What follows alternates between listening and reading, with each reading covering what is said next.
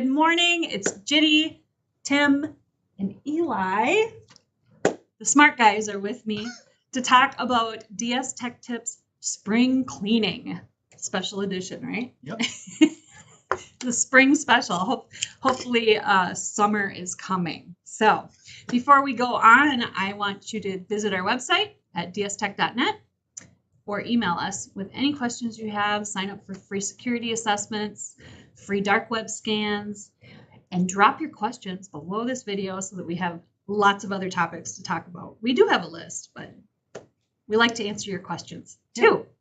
So what do you got for us, Tim? You got some advice on spring cleaning your electronics, eh? Yeah, pretty much more talking about the digital, like spring cleaning your digital life, not physically like spring cleaning out your computers and throwing them away. You know. Oh, because I asked him. I was like, dude, what do I do with all the old hard drives and electronics? We can touch on that a little bit too, with like backups. I'll talk in a little bit here too, but mainly the idea with this is. Spoiler alert! I'm gonna do something else with them, but I'll tell you at the end of the video. So basically with spring cleaning, the idea with this is, you get into your work schedule, your workflow, you're just doing the same day-to-day routines forever. And so you're not taking the actual extra time to maybe reorganize some stuff. And so I think of spring cleaning as like kind of the perfect time to do that once a year. You're kind of getting into the spring, you're kind of getting into the new year. Let's kind of look at some stuff, organize, delete and maybe modify some processes. So the biggest one is, email, go through email you have, and maybe, kind of make some new rules or labels or folders. If you notice you're dealing with a new vendor, make a new folder specific for them. Create rules where anytime I get an email from this vendor, it goes into this folder. And then that way you'd have folders with vendors and you can prioritize things like that. You can just take the time because every year it's changing. So you might be dealing with new people. So making new email rules for those new vendors, those new clients can help. Maybe update your signature if it hasn't been updated in a while. Just typical kind of updating of your email would be handy. I can actually think of some things like some rules that might automate a little bit because every time I get certain emails, I file them. I don't even look at them until I need them. But they could automatically be filed. Then. Yep, with some rules. Just create anytime I get from this sender, go to this folder and very simple logic stuff. Yep, one less click, So it saves you a little bit of time, right? Cool. Kind of with that, deleting maybe old emails and stuff you don't need. I personally like to keep all my emails just in case. I don't really delete the emails, but I like to move them to like maybe an archive folder, less clutter, that kind of stuff. Same thing with your files. So if you have old files you don't need anymore, maybe you installed this program 4 years ago and the installer is still sitting in your downloads and it's not even relevant because if you were to reinstall it, you get a new installer anyway. So note to Ginny, check your downloads. Your downloads, your documents, that kind of stuff. Just check them to see if stuff's in there. Maybe invoices are sitting in your documents you don't need anymore. They're backed up somewhere. That's probably not good to have that PII just sitting there, so you can clean them up, things like that. Biggest thing when it comes to deleting old files, though, is you want to make sure you do have them backed up if you're going to need to access that information down the road. And also the idea of like just burning into a disk, throw it in a closet, it'll be good forever. Probably good, but discs, CDs can go bad, DVDs can go bad over time, like 10, 15 years down the road. You need to access something. It may not work or that medium's antiquated. It's hard to get a CD burner anymore. So what you can do is, I personally recommend cloud backups just because usually you have to pay for that service, but then you can access it anywhere, anytime. You don't have to worry about it going bad as long as the person that you're doing the service with is, still in business, having your cloud backups. And worst case scenario, you just switch from one vendor to the next if that did happen to you. But having it all in the cloud is good because then that's the ultimate backup. The worst thing could happen, your house could literally burn down and you'll still have your data because it's in the cloud. So that's the best form secure of a backup. Interesting. I have a question. Yeah. What about SD cards? Do those last a long time? Same thing. Anything can corrupt. SD cards, hard drives, little flash drives. All of them can go bad over time. The SD cards are less. It's solid state, so there's no moving parts like a spinning disk, so it's less likely to go bad. But they can corrupt on the quality. I've had SD cards for cameras that corrupted after like 5 photo sessions because I bought cheap Chinese ones to try to save some money versus the nice SanDisk ones or whatever it is. That happened to me once on a vacation. Oh my gosh, that's the worst. You have all your photos from travel and then it's corrupted. It was horrible. Do not look at SD cards as a form of backup. Personally, maybe to have a couple copies just to have them. That's a good idea. But don't think of that. You have this SD card or this DVD or this external hard drive, and you have one copy of your data on it, and you're like, I'm good to go. Because into the next of this, I was going to say, you want to check your backups as part of the spring cleaning process. take something that you have backed up from maybe 5, 6, 7 years ago and see if you can get a file off of it. Check that DVD that's been in the closet for 10 years to see if it still works even. Check the hard drive that you have sitting there to see if you can still pull a file. You want to make sure that your backup process does work, and so to try to restore is a good thing to do in the springtime, just to make sure you're able to pull that old data and verify that your process is working. Okay. Right. So with that, also organizing the desktop, similar to like the email and your folders. Usually your desktop, you keep putting icons or folders or shortcuts over time. So as the year goes by, it tends to get bloated. So taking the time once a year to go through your desktop, maybe make folders and organize it a little bit more structure, or just delete things off the desktop that doesn't need to be there. A good tip could be also to take things on the desktop and make shortcuts to your quick bar at the bottom, so you don't actually have to go to the desktop to access it every time. You can also save some clicks.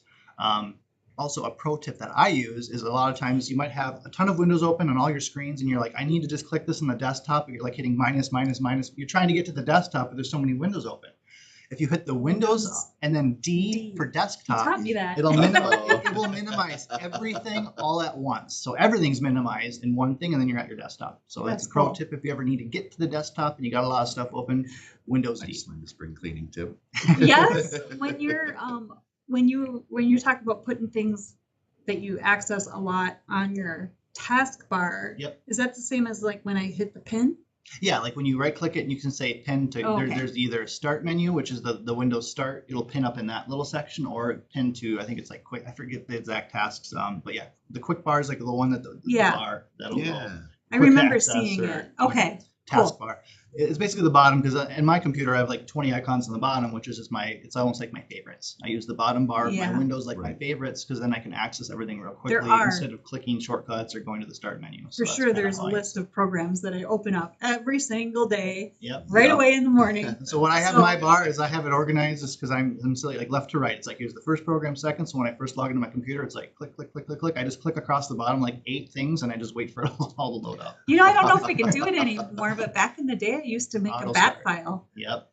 Uh, Auto the- start your program when the computer started up. Yes, you could do that with certain things too, as well. Yep. No, for So sure. you can still make bat files? You can, but like most programs now, you need to sign into them anyway. So it's not like you're just going to start the program. That's true. So a lot of That's you true. know, but yeah. So And it's multi-factor, so still, you've got to yeah. do all that. For me, I click right? everything and then I sign into everything again, left to right. Right. As it's loading. That's just kind of how I do it. I'll take any time-saving tips. And the last tip kind of in this idea is, it's springtime. Usually the weather's turning nicer, depending where you live, and it's harder to focus. So if you're doing remote work where you're working from home, it's especially harder to focus when it's getting nicer outside, because you're not in that office environment focusing. So a couple tips you can do when you are working from home remote is try to create a dedicated office space for yourself if you already don't have one. Don't just sit in the living room where the sun's shining in at you on the couch trying to do your work from a laptop. It's harder to focus. You're not going to be as productive as if you had like a dedicated workstation or office But I like area. to sit in my lounge chair with my feet up. And on It's so winter comfy. days, have my blankie on my legs. Yeah. Well, unfortunately, that usually isn't quite as productive, although it is good to have, little breaks. One thing they actually say that is handy if you were a benefit of working remotely is you're on your lunch break or you take your break, you can go outside. You do a little, no one wants to do yard work, on their break, but if you go outside and do something real quick or whatever, it does get you outside, get some sun, kind of takes you out of the idea of work. So then when you return to work again, you can focus and you're not, it can help depending on the person. So that is something that you can do too. Sure. I'm just kidding. I do have a desk at home. No, I know. But I still, at nighttime, I do like to sit with my laptop. Right. But that's not serious. So. One thing that I like to do when I had to work from home too is still do your normal routine that you would do that you normally do going to the office. So if you wake up, do your shower, put on your work clothes, do everything you normally do, and instead of leaving the door, you just go into then your dedicated workspace to keep that routine going, to keep you in that habit. Otherwise, you start waking up closer to the time you start because you don't need to go through your morning routine. It's just going to snowball and you're going to become less and less productive. So just keep that routine going when you're working from home. It really will help you keep on track. Yeah, that's kind of true. And set goals and tasks. As we do here internally, we have certain goals we're trying to meet and stuff. So being goal orientated at home, being like, hey, this week it'd be nice to get this done. Set yourself a goal and then try to stick with the goal. Also helps keep you on task for what you're trying to do.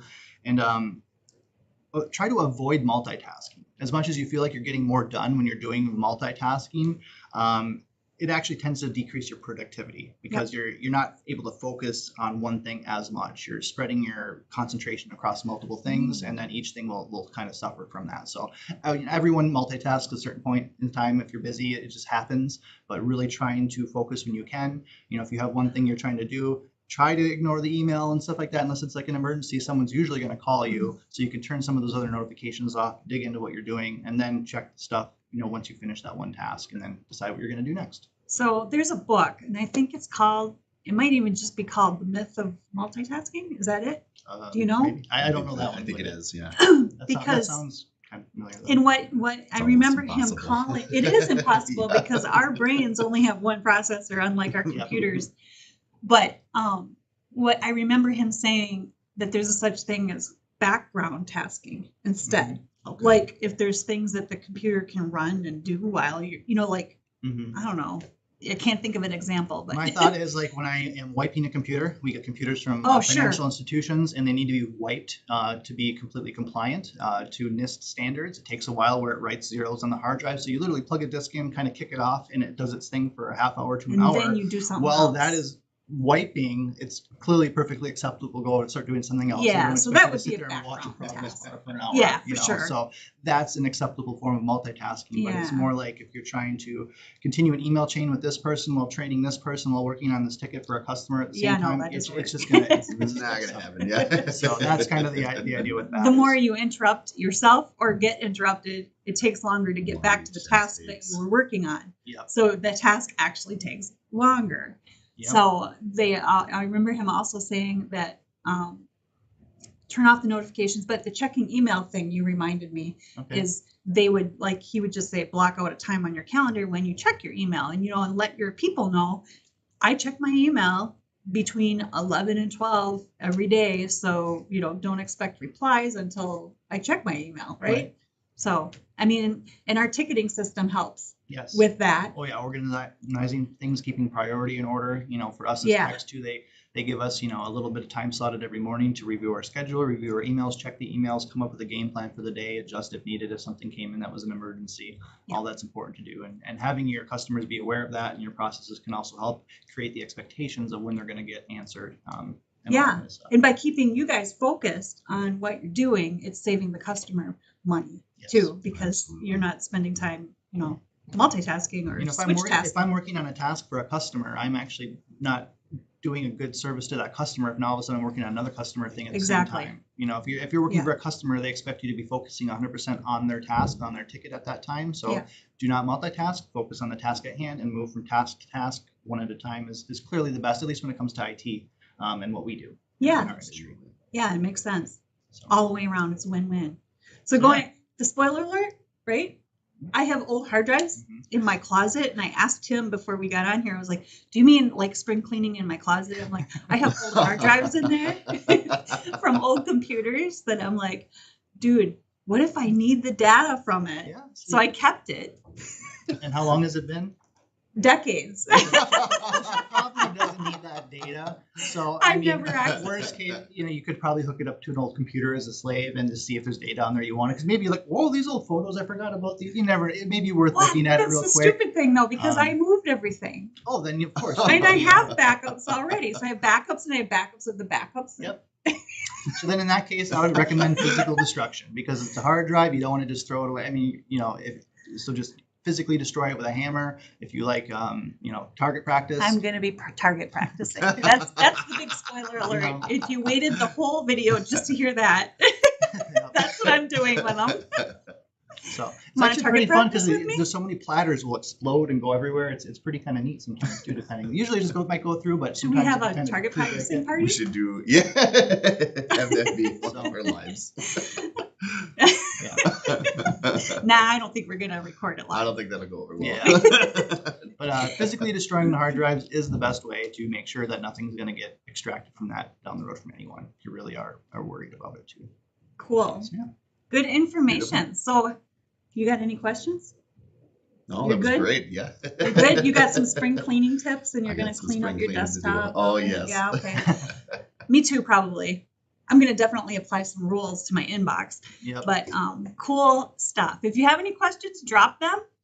and visit our website to sign up for our newsletter. I'll be writing that today. And email us if you have any questions, or if you want to sign up for any of our free security assessments, network assessments. What else we got? Dark web scans. Just ask us. Yeah. Make it a great day.